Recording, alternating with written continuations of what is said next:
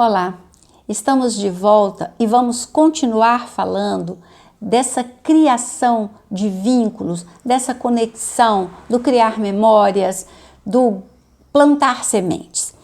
E especificamente eu gostei de uma postagem da doutora Ilana Olander, em que ela fala de 6 maneiras de se conectar com seu filho adolescente. O que eu tenho visto, o que me chama a atenção, é que só se reclama do adolescente. Nossa, adolescente é muito trabalho. Nossa, adolescente é muito chato. Nossa, esses adolescentes não querem nada. Nossa, eles não sabem o que querem. Nem deveriam saber, nem poderiam saber. E se você se lembrar daquele vídeo que eu falei do paradoxo da escolha, você vai ver o quanto é difícil para todos nós. Imagina para ele que não tem experiência e que junto com o mundo está descobrindo a si mesmo, num corpo novo, numa cabeça nova, numa mente nova, com muito mais possibilidades. E aí a gente sempre reclama deles. E a gente raramente reflete sobre a gente mesmo, sobre como a gente se relaciona, sobre as posturas que a gente tem, sobre o desânimo que a gente passa, porque eu fico triste da vida quando eu vejo um adulto falar: você vai ver quando você crescer, porque parece um castigo, parece uma sentença que ele vai ter que cumprir ao ser adulto. E tá difícil, é muito difícil adolescer num mundo com tantas opções e com tantas pressões, porque hoje todo mundo tem que ser bem-sucedido, todo mundo tem que ir para onde todo mundo vai e ninguém sabe para onde todo mundo está indo, né? E o adolescente, ele está nesse movimento de deixar a família como única referência e criar as suas referências pessoais, o seu grupo. Então a gente só põe defeito e a gente raramente para ouvi-los. E aí ela faz 6 sugestões de possibilidade, de tentativa de conexão. Número 1, pratique um esporte com ele. Então, vá fazer alguma coisa. Ele provavelmente será melhor que você em algumas coisas. Escolha talvez uma dessas em que ele seja melhor e se disponha a aprender com ele, a dizer para ele como você se sentiu ao vê-lo superar você no esporte. Diga para ele como foi a sua experiência na idade dele. Fale com ele. Eu amo esse filme do Almodóvar e ele é um mantra para mim. Fala com eles. Fala da sua vida, fala de você, fala do seu passado, fala do seu presente. Fala e ouve também. Porque quando você fala do coração, quando não é um sermão, quando não é uma lição de moral, quando é uma conversa, você abre portas. Puxe conversa e ouça sem julgamentos. Já adiantei, né, esse item. Ouça sem julgamentos não destampa num corretivo assim que ele falar a primeira frase. Faça perguntas. Como assim? Mas como você vê isso? O que isso significa para você? E aí diga o que você pensa. Você não precisa se omitir. Você não deve se omitir. Na verdade, você não pode se omitir. Mas ouça também. Ouça também. E fala: para mim isso funciona assim assim. Para mim isso é difícil por isso, isso e isso. Eu penso nisso. Porque normalmente você pensa nas consequências. E o que a gente erra é que a gente já dá as consequências piores, as mais negativas, como certas. Não é. Nem sempre dá errado. Às vezes o que está errado aparentemente dá certo por um tempo.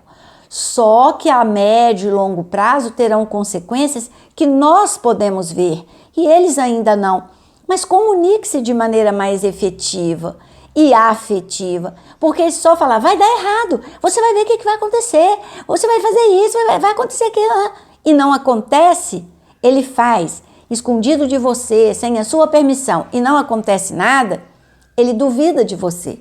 Ao passo que se você disser, olha, isso pode dar certo por um tempo, mas lá na frente pode acontecer isso, isso e isso, eu já vi acontecer, ou já aconteceu comigo, não valeu a pena, é outra história. Converse sobre interesses em comum, como filmes, times de futebol, etc. Tem um livro lindo, o Clube do Filme, que um pai, ele começa a ver filmes com o filho que não quer estudar, que não quer fazer nada, que não sabe o que quer, e eles vão vendo filmes, comentando filmes, e isso é um elo entre eles, e isso dá ao filho uma outra relação com o pai e uma outra possibilidade na vida. A Roseli Saião, que eu tenho citado muitas vezes aqui, fala isso. Vai ver uma série com seu filho e comenta dos personagens, sem dar lição de moral. Presta atenção, que personagem mais atrai a atenção do seu filho? Faça alguma pergunta a respeito.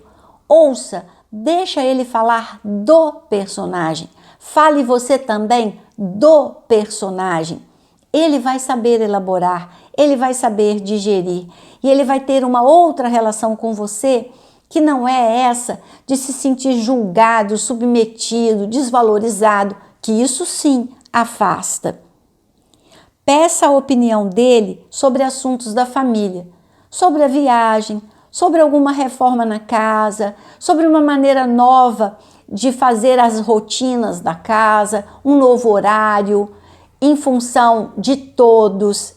Ouça se aconteceu alguma coisa em família, na grande família, se tem alguém doente, se alguém está passando por um revés, ou se aconteceu alguma coisa muito boa, nasceu uma criança, alguém sarou, se recuperou de um longo período de tratamento, ouça o que ele tem a dizer, ouça que propostas ele faz. Por exemplo, a avó esteve doente, se recuperou, está bem, pergunte a ele, o que a gente pode fazer numa visita? A gente pode levar alguma coisa ou a gente pode ir para lá e fazer alguma coisa para a vovó? O que você sugere? Porque eles têm ideias, só que a gente não pergunta, a gente vai determinando, então eles não falam e acham que aquilo que as ideias que eles têm não fazem sentido. E a gente precisa ensinar essas conexões. 2 semanas atrás, no dia da sessão da criança de 6 anos, era o aniversário do pai dela. E aí ela me falou, eu falei, então vamos fazer um cartão para o papai?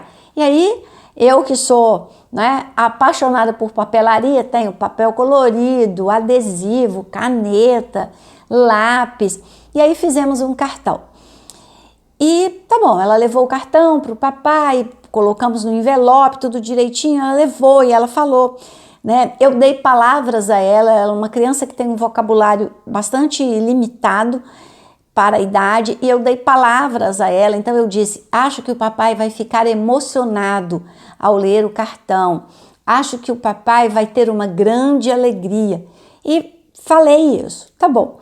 Na última semana, ela chegou e falou, hoje eu quero fazer um cartão para minha mãe, porque aquele dia eu fiz para o meu pai. E aí fizemos um cartão para a mamãe. O que você quer dizer para a mamãe? Como que você diz? Isso, assim, assim. E aí ela não sabe escrever, mas eu posso falando as letras e ela escreve. Aí ela foi falando, eu fui falando, ela foi escrevendo. E aí ela falou, acho que a mamãe vai ficar emocionada ao ver o cartão. Era isso que eu queria. Era exatamente isso, ensinar a ela que a gente pode fazer coisas, surpreender as pessoas com coisas positivas e que as pessoas valorizam. Eu torço, cruzo os dedos para que as pessoas de fato valorizem o cartão que a criança faz, que não é um primor, uma obra-prima, mas é uma obra de dentro.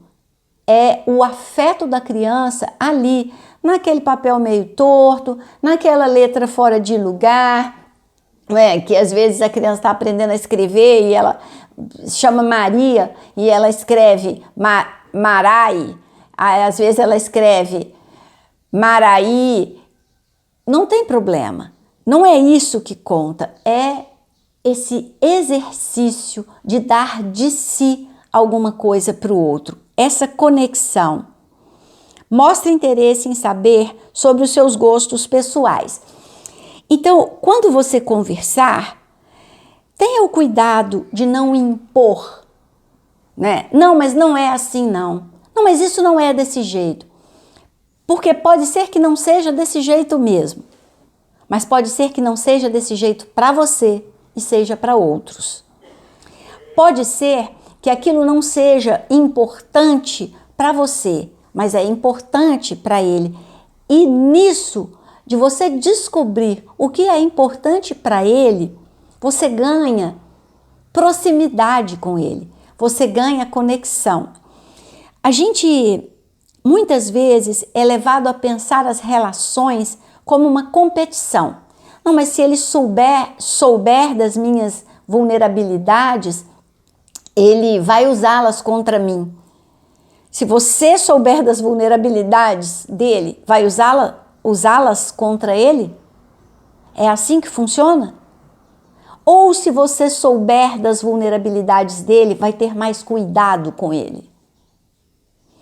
E isso, gente, esse tema vai fazendo links com outras coisas que eu venho falando ao longo desses anos todos, né? Desse tempo todo de trabalho e aqui no Quer Saber. Me lembrei agora das 5 linguagens do amor, né?